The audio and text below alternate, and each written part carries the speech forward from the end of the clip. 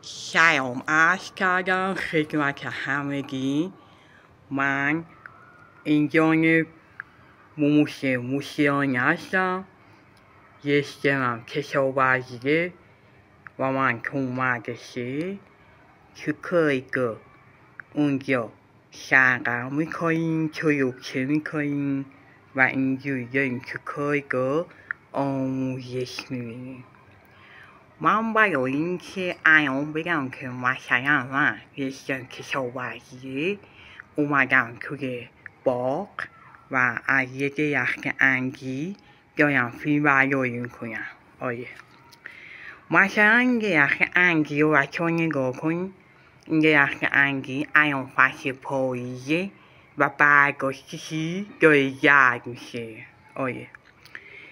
بعد تابشون خب خیلی این درخت انگی داشت، اما انگی ها چیزی خوب نبود، مثل چیزی میریخت.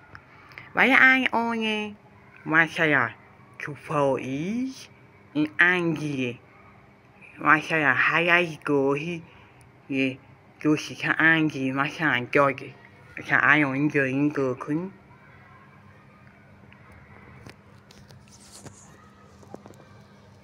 ببین این دو که انگی ها اینجا مثلا داره میرسه.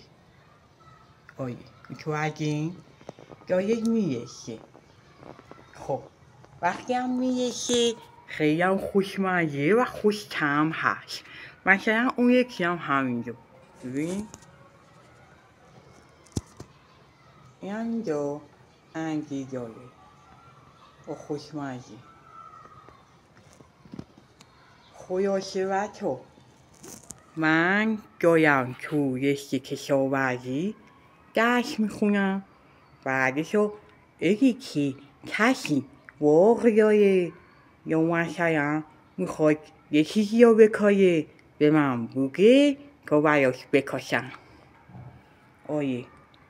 من رشته کشاورزیه و خیلی تو این زمینه فعالم. گوشتون با منه؟ میفهم من چی میگم؟